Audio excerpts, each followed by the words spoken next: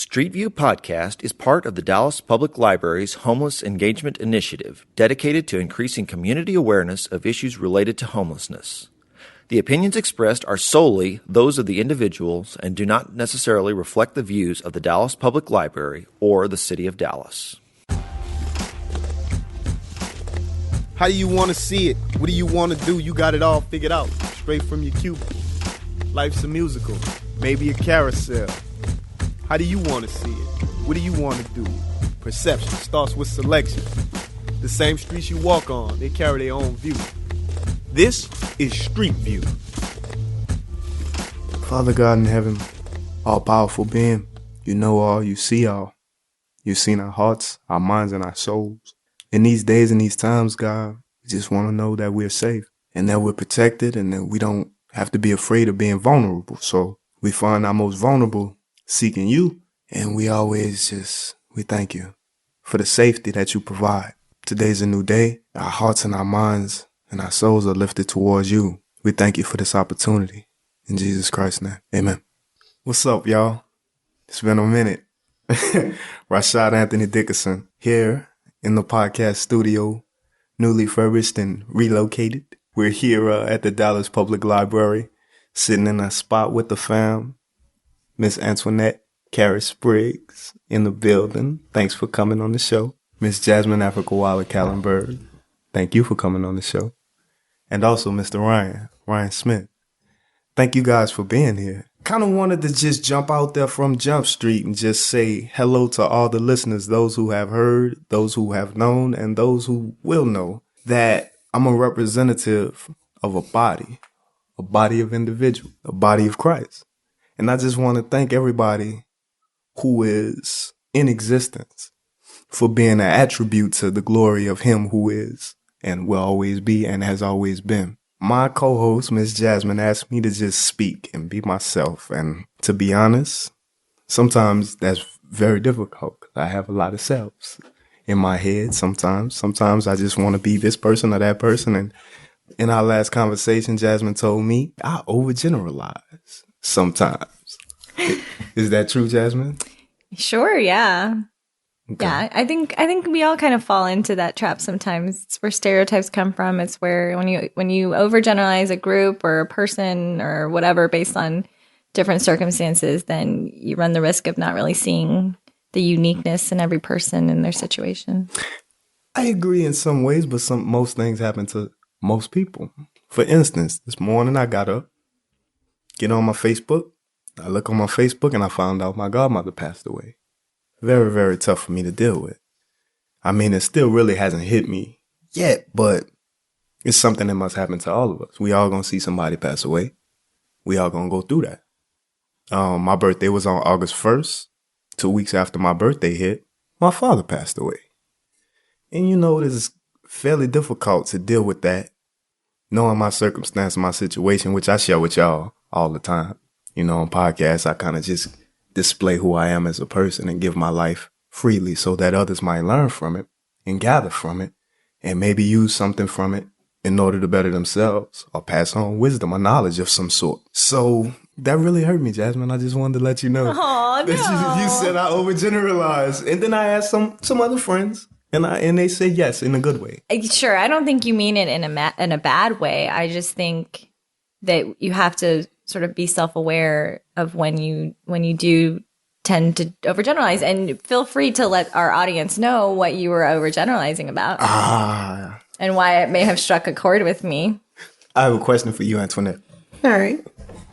And this is a serious question, and this was just on my head, and I walked up to Jasmine. This was the first thing that came out of my mouth. If the fathers are locked away, who teaches the kids respect? That's an interesting question. It has a lot of deep aspects to it. I mean, without the fathers there to teach the children respect, they'd have to learn it from their mothers, their grandfathers, and from the community. See, my problem with that question is I told him to unask that question because it assumes that respect can only be taught by a father, or it should be taught by one's father. And respect can be taught directly by a mother, even if a father is present. And certainly, I think children learn respect in a lot of other ways as well. See, the biggest thing that you have to take into consideration when you're asking a question like that is there's more than one type of respect. You have to learn how to respect your peers as peers. You have to learn how to respect your elders as elders. You have to learn to respect people on a different level. The same respect that I would show you is not necessarily the respect that I'd show a child. A child would not show respect to a peer that's in the same way that they would show it to an elder or to someone who is in authority. And that's where you have to learn respect from different places in the community. Key point. I like this woman's response. I like your response too. No, you did not like my response. It was fairly difficult for me to deal with because it was the first time I had heard that. But you spoke, Antoinette, and said that there are different forms of respect, and then that there are different classes of authority in which one might gain a greater respect or a lesser respect toward, right? Mm-hmm, absolutely. Okay. And I think I know where you were coming from with when you asked that question, and that is that your father's incarcerated. Mm-hmm. But then where did you learn respect? My father wrote me, oh my goodness, my father wrote me at least 7 or 8 times a year. And he would write me on my birthday. I had a stack of cards, Jasmine. I mean, I've thrown more cards and letters away than I've gotten. And there are plenty of children out there who have fathers in their lives every day. And if anything, some of those fathers teach their kids the opposite of respect.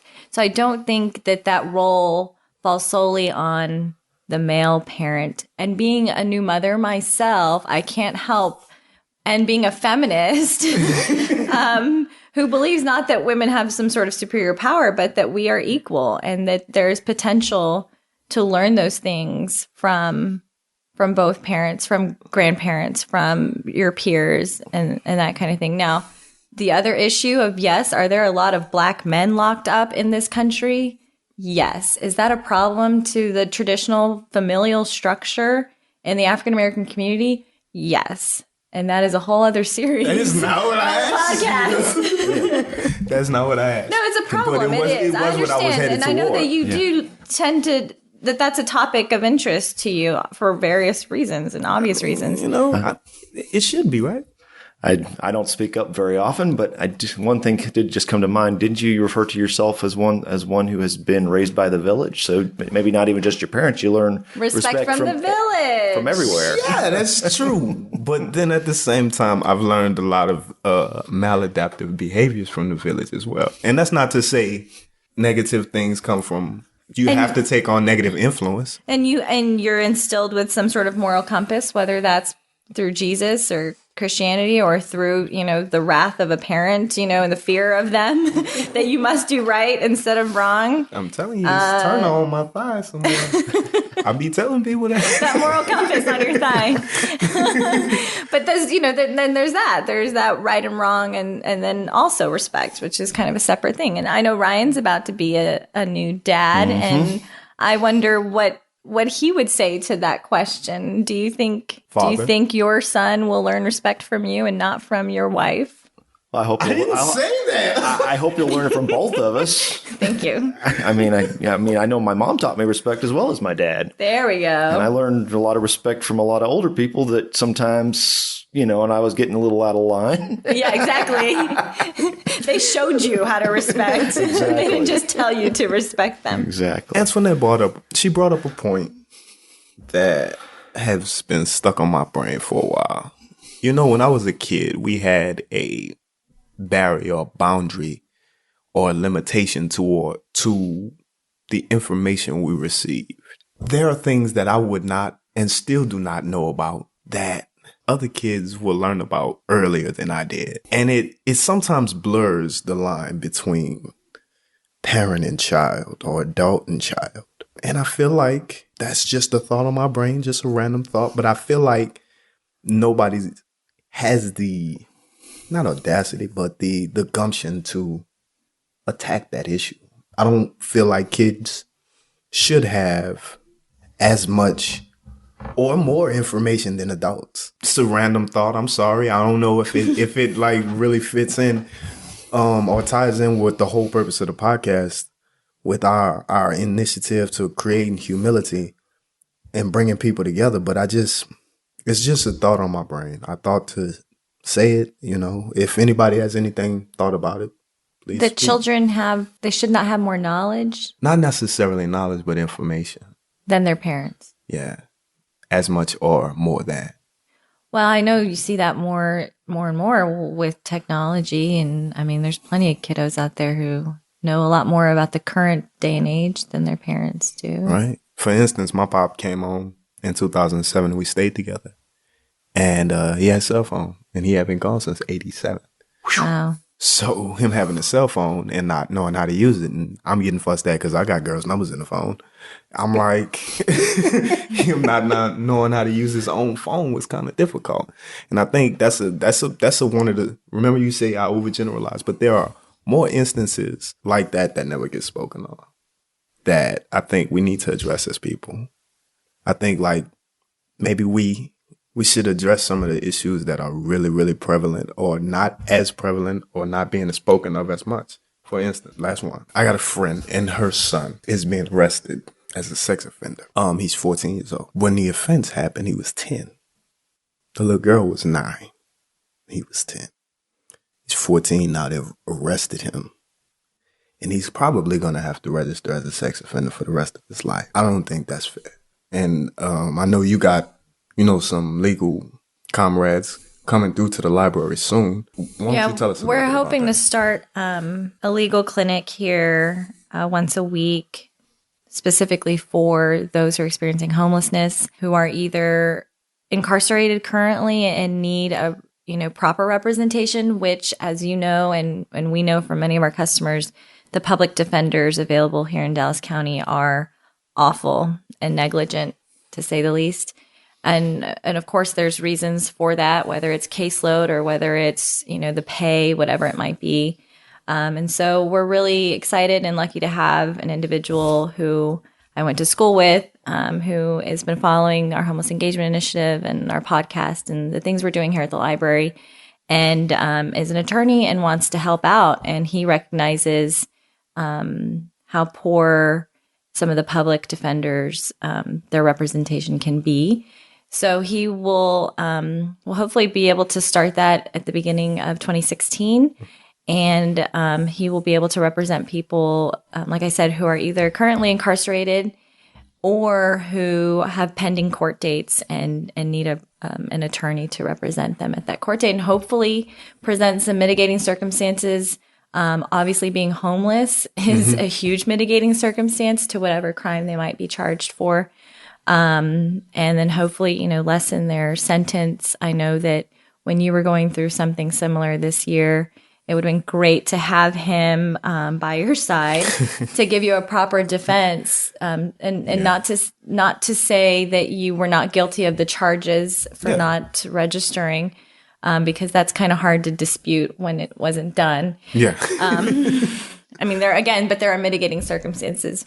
True. And there's certainly, the attestment to your character and to your threat to society, that you're contributing to society. You're probably, more so a productive member of society than those without criminal records. I think so. I would argue that if I were your attorney, which, again, would have hopefully lessened your probation sentence from, 5 years to maybe 2 years or something like that, or something. Things can be done when you have the proper representation. So we know that a lot of people who are experiencing homelessness, that there's a fine line between, being impoverished and being homeless, and that some of the situations there's overlap there, and what people are, whether they're stealing to feed their kids, whether they're stealing to feed themselves that day, or whether they're getting ticketed for sleeping in public, and then those tickets become warrants and things like that people can be arrested for, when some of the crimes they're being punished for, are arguably shouldn't even be crimes to begin with, at least not in the sense of some sort of criminal conduct and repercussions. I have another question for you. Do you have to have money to live in the public? Absolutely. How so? Give me some examples of some things you need money for. You need money for everything. It may not necessarily be money from your own personal pocket, but there is nothing that is free. Water? It's not free. You have to pay to have it cleaned. You have to pay for it to come through the source that you're receiving it from. It may not directly come out of your pocket, but somebody is paying for that. Public transportation? So not free. It's not. I mean, there is no way of getting around that. It's not only just not free, it is very expensive. Yeah. I actually, if I could, I would buy everyone I know a bus pass and an apartment. I really would. And if I were to win the lottery, who knows, I might pick 10 lucky people and figure out their lives for them. But I did. I met a guy at the last Coffee and Conversation, and he moved here from Arkansas. He's been in and out of homelessness for the past couple of years. And, by all accounts, he seems to have it really together and seems really eager to get his life together. And that's all I know. All I know is what I can, really perceive from him and the interactions I've had with him. Who knows? He could be a completely different person. But from what I have sort of gauged, yeah. I feel like he needs the potential. He has the potential to get a job. He's really eager. He's staying up in North Dallas, and so he's heavily reliant on public transportation to try and even go get a job interview. And I happened to see him a week after Coffee and Conversation, and he told me that he was staying with a friend of the family, and that he, he's got some interviews lined up, but he just, Dallas is not a walkable city for the most part. You have to have a car to go to anywhere in the Metroplex that might be offering you a job. And you can't be picky and say, oh, well, that's not 5 minutes away. Like if it's in Irving or if it's in Arlington, you have to figure out a way to get out there. And I was on my way to lunch and I just said, meet me at 1:30 and let's walk to the Ackerd station. I'm getting you a bus pass, like a monthly bus pass right now. And we went and it was $80. $80 for a 31-day pass. And that is a lot of money. That's a lot of money to me. I'm not poor or homeless. And, of course, it, relatively speaking, to help this person out and to know what that would do for him, to give him that. I mean, I saw him the next day and he was glowing, because he had this newfound freedom to get where he needed to be and not these restraints of not having transportation. Yeah. I of all the things I think we hear from our customers of what they need, I feel like transportation is probably the number one thing that can hold them back from really moving forward. And I will say that getting a car can actually be more expensive to a person than getting them a bus pass. And I don't know what's happening with DART. I don't know how we can, it's been in the conversation for a long time to get some sort of discount or some sort of voucher process for people who are homeless. I'm sure they don't want a whole bunch of homeless people on their DART lines, especially since they want to appeal to commuters and people, who are working. But at the same time, homeless people are going to use public transportation. And that's just a reality. And let's figure out a way for them to do it legally and not get ticketed $50 for being on a bus or a train. It's not. And then you think about literally the restraints, the chains. I just 200 to be stuck at a bus stop knowing you can't even get on that bus unless you beg that driver to somehow let you get by. I'll give you a quick story. I have tickets from 6 or 7, no, maybe 3 or 4 years ago, because jumping on the train, if you don't pay them $5, they'll make you pay $75. If you don't pay them the $75, they'll make you pay $1,500. And people don't know this. And so people that jump on the train all the time. Remember Nick that was on the show? Mm-hmm. Nick was supposed to go to Alaska. No. I'm sorry. Canada. Driving trucks.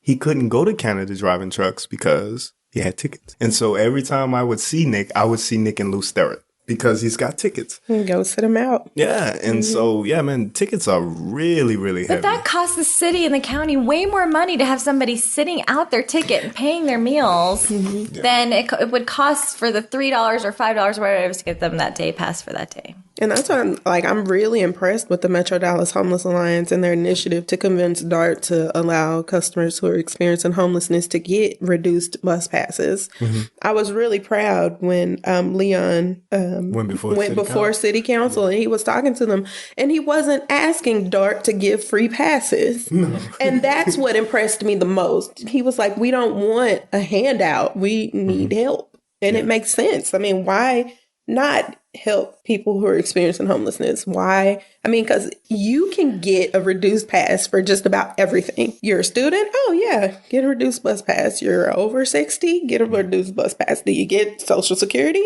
You get a reduced bus pass. Seriously, if you get any form of disability, you can get a reduced bus pass, but there's nothing in place to help. Food stamps, TANF, those kinds of things, but not if you're homeless.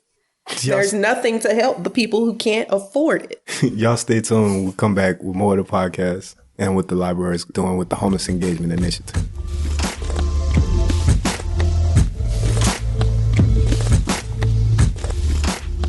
So, Ryan, you were saying shout out to the Observer? Yeah, I think we, while we were on hiatus for the, I guess between seasons, I guess we wound up getting a nice little award. I guess the Observer, that last year they released their Best of Dallas 2015, I should say, and they named us as the best local podcast. Really? So, yep. Kudos to Rashad and Ryan for that. Jasmine. The host and the tech. That's what it takes to have a Can't do it without you producing. a very cool podcast going on. And I mean, statistics wise, we've exceeded 11,000 downloads and plays since we launched the podcast about 2.5 years ago now. Mm-hmm. And what I love most about this podcast is that it's evergreen. It's something that anyone can pick up and listen to at any point in the year or next year, and really listen from beginning to the current end, and get a feel for, what's happening in Dallas, but also Rashad and your journey. And I know I saw Pastor Wayne Walker from Our Calling earlier this morning, and he said he'd actually re-listened to the whole series from beginning to end recently. Yeah. Wow. So I thought that was really cool, because not only is it evergreen that someone could pick up at any given time, but it's also something people could re-listen to, and almost be part of this journey with you, Rashad, and with the rest of us. And, of course, he asked about how the baby was doing. He has 4 kids, and the last time we recorded was before I went on maternity leave. And I think there was an episode where the baby had kicked me, and we kind of were joking about that. But then I think we had another episode where, we were sort of announcing the hiatus, and now I have this beautiful little boy. I'm more emotional than ever. I've wanted to cry at least 3 times today. There's something about being a mother that just changes sort of your view on life. I know we were in a strategic planning meeting yesterday for the library, and we were looking at some Dallas statistics, and we certainly are a city of haves and have-nots. The extremes between the people with money and the vast number of people living in poverty in this city is unacceptable, really. And the number of people in the city living with a household income of under $25,000. I can't imagine living off of less than $25,000 in a family household.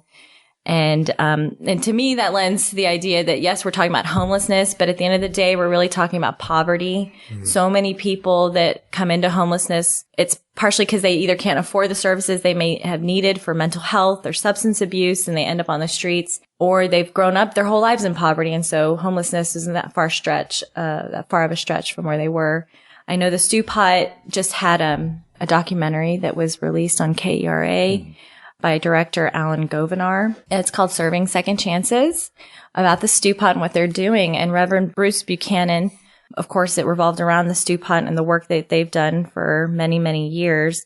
But he mentioned, this is something that stood out to me, is he mentioned that if you don't help turn around a person's life within the first 3 to 6 months of them entering homelessness, that the realities of that life can really consume that person. And whether that's drugs, alcohol, the bonds that you create, the community you start to feel, the dependency, the understanding of how you can make this work, your own perception of what's acceptable starts to change. And it's harder and harder to get people out of homelessness if they've been in it for longer than 3 to 6 months. And I know that you can probably relate to that too. I know you mentioned that you've been lonely up there in your home without your community. You feel so alone, even though you have Facebook.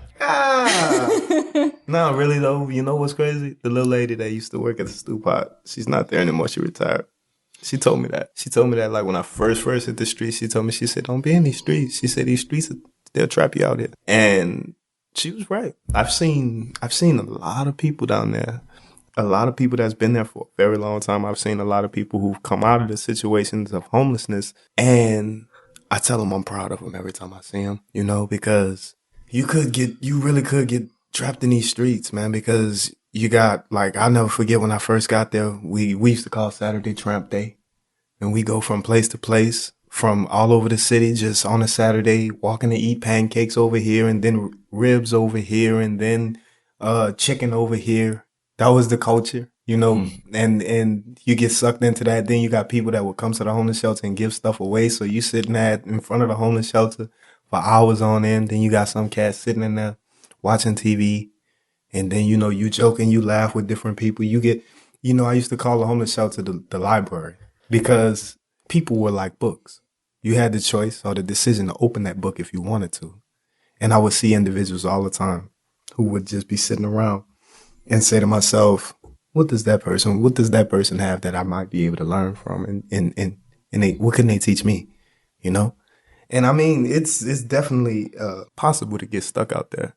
I've seen some of the things that people want, some of the things people need. Like you guys got the backpack thing coming up. Why don't you talk a little bit about it? Well, you know, I think kind of the picture you just painted made it seem like fun, you know, going from this meal to that meal. And once you learn the resources, you're kind of like, it can be hanging out with your friends and doing these things together. But I know that one of the biggest issues with either whether it's living on the streets or in the shelters is that you can't fight the elements. You know, if we were San Diego and 75 degrees on average every day, maybe.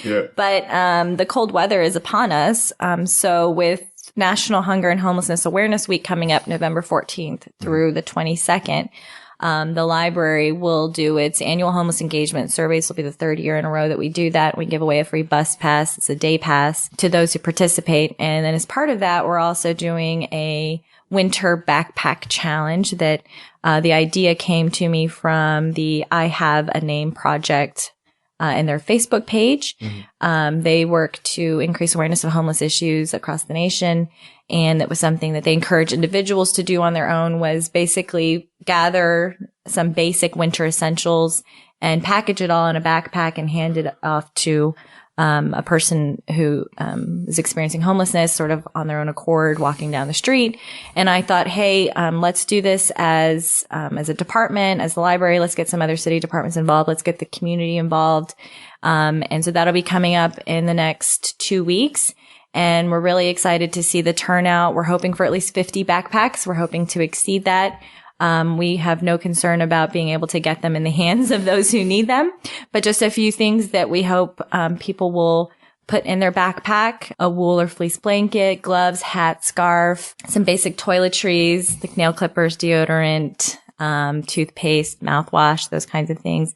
But, you know, being the library, and trying to make this a little more personal, we've also asked people to include an adventure novel or inspirational book, to keep people warm in their thoughts. And then a personal note of encouragement that, you know, might be tucked away in a pocket or something in the backpack that someone, will discover maybe when they most need it. And I feel like those are the little things we can do. And certainly, you know, I'm not opposed to people donating money directly to organizations. But there's something about actually putting something together and handing that off to someone directly in need, and knowing exactly where every penny that you've spent is going towards. Yeah. And I think just to sharpen the point just a little bit, I think Wayne this morning did say that only 20% of all of Dallas's homeless individuals are currently being served at shelters, and there's like 80% that are out on. Exactly. And our calling does a great job of getting out, you know, under bridges and in these sort of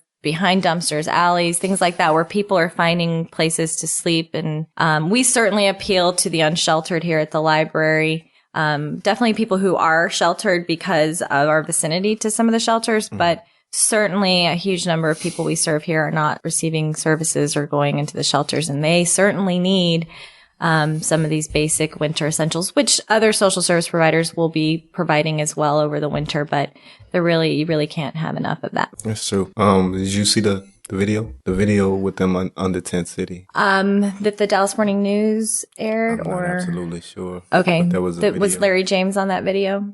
No. But there was a crisis intervention, I believe, was like in Tent City, and it was like ripping up everybody's tents. Oh, okay. Yeah. So that's been probably a recent thing. Yeah. Well, so under I-45 here in Dallas, there's been in the news a lot about what they're calling Tent City, which for people who provide services to the homeless, it's nothing new, but the news found it and people are complaining about it on Twitter and things like that. And so now it's news. And unfortunately, because of that attention, that people are being I guess, kicked out of that area. And, you know, of course, the city's talking about it as a public health concern, people using the restroom in that same area and that kind of thing. And of course, I think we all have our own opinions about that kind of thing. But the reality is that there's not enough services for the need that exists, or there's not the right kinds of services for the need that exists. And those are the issues that a city like ours has to address. And I know that some other cities are having similar issues, of course, but are seeing an influx, even more so, especially in California and areas where property costs and rent, even like our city, where rent is way high. So it's even expensive to rent, let alone own your own place, when a quarter of your income is going to the roof over your head and your income is $0 or even $100 or $500. It's just not enough to survive. And so it's easy to say, clean up this area. It's a public health concern. But that's not a solution.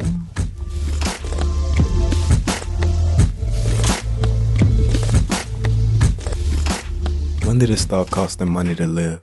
It started costing money to live when people realized that life was a renewable resource. Renewable resource. Explain that to me.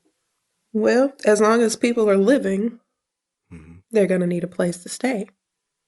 They're going to need food. They're going to need care of all sorts, medical, mental, emotional. And someone realized that there was a price to be attached to those needs and those resources. It stopped being an exchange system and started becoming very capitalist. Because, you know, back a long, long time ago, it used to be, well, you can stay here in exchange for food. Or providing care for my children while I'm out in the fields. Work. But now we've established a currency. Everything has a value. So instead of being able to exchange a service or provide a need, now everything has a value and it costs money. Well, what's ironic is that we actually used to be more self-sufficient. And that's, you know, when you hear self-sufficiency, you hear that thrown around a lot with homelessness, is you're trying to help people become self-sufficient. Well, actually, that's the problem, is we used to all be self-sufficient, grow our own crops, take care of ourselves in our own homes. Now, as our capitalist society, we're all much more interdependent on each other. So actually less self-sufficient, which then requires us to take care of and pay for our electric bill and pay for these things that the rest of the community is somehow providing, whether it's a company or that kind of thing. And so we're actually encouraging people who are homeless to become less self-sufficient and more interdependent on the society that we've created. Can you blame them? Can you blame a man for becoming interdependent in this society? No, I do it too. I mean, I make that choice every day to come to work and to be dependent on the resources around me and on the efforts of yourself. And what? On the efforts of yourself. Yeah. I mean, we are certainly in one sense becoming more independent, but it's at the same time sort of this nudge to still contribute. I mean, so I guess in the sense that you are still standing up and going and doing whatever your vocation is to contribute to society. So in that sense, I guess you're being self-supporting, but you're providing one thing to the public and somebody else is providing something to the general public, and you can exchange goods and services. And I guess that's where currency comes in. In essence, taxes. Well, and that's another thing we all pay for. So, in essence, you broke that down real simple for me. Taxes. Well, but taxes aren't, they're not a bad thing. Our Dallas County taxes pay for Parkland, which help pay for services to people who wouldn't be able to, pay for those services otherwise. So there are things in place to help the larger community and for those who can't really help themselves in a monetary way. Government itself is a service of a type. I mean, it's just a service that we all kind of go in together on. Right. Last question. Is that considered conformity to go in with everybody else? Yes. Yes. Short answer. Yes. Okay. And I don't think there's anything wrong with conforming to a certain extent. I think you accept the game. I like to think of life as a game, right? Okay. And when you go in, you know that you can't just go buck wild in your game. You're going to lose that first level. You're never going to move on to the next level. You have to learn the tricks. You have to learn to go find, whatever resource you need under that rock or whatever the things are hidden on that level so that you can move on to the next level. You accept that and you move on, or you get stuck. And that's okay. You choose it. And I think for someone like me, who I consider myself very sort of free-minded and that kind of thing, I accept that I'm conforming to society. I accept that when the light says red, when the light shows red, I'm going to stop my car. These are the things that keep us safe, is that the majority of us accept these rules so that we don't crash into each other and so that we can move on to the next level. And so, yes, we choose to conform.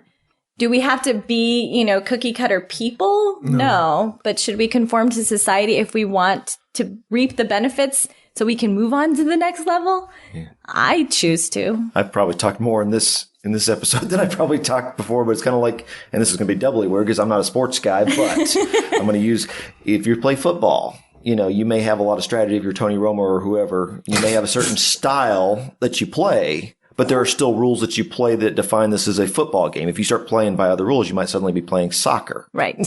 So anyway. You choose the game you want to play. I agree. You say you choose, but what if you choose not to be like the rest of society? Then you can't, to me, then you cannot complain that society's not taking care of you because you have opted out. But no, you're still being judged by society's rules and regulations though, aren't you? Because you're impeding upon their process. So when someone who's decided to conform to society, they're going to have a job, they're going to live downtown, they're going to walk downtown, down the street with their girlfriend arm in arm to have some dinner in the restaurant that society has, made normal. And someone asks you for money, that ruins their sense of norm because that's not what they've chosen in their life. They've chosen this society, and then they're sort of disgruntled by the people who've chosen not to play by these rules, but yet want to reap the benefits of that person playing by the rules, of that person's money. That makes sense, Rashad. It does make sense, but it's two conflicting ideas that have been bothering me for, I don't know, maybe 2 months now. Capitalism and communism. We live in a sense where we need the community, but then we'll capitalize based upon the needs of others. Oh, how did you put it? You put it renewable. How did you say it? Life is a renewable resource. Renewable resource. A renewable resource. Okay, so that's been really bothering me. I mean, me personally, I just asked you the question, I don't know, maybe 3 questions ago. Could you blame the guy who is utilizing society or utilizing the community efforts? But yet here it is, you're out with your girl and this guy comes up to you and asks you for something. Can you blame this guy for recognizing that y'all are more well off than I am, and I'm in need, and opportunity is available only to those who actually go for it or use some type of effort. So he used his effort, and he asked. And then that guy is belittled or berated in some sort? Well, I mean, you're asking a multifaceted question. Hey, I'm sorry. I'm being complicated. I'm being complicated. Well, because if you're looking at it from the perspective of the guy who asked, then no, he does not necessarily deserve to be berated or belittled because he asked. But at the same time,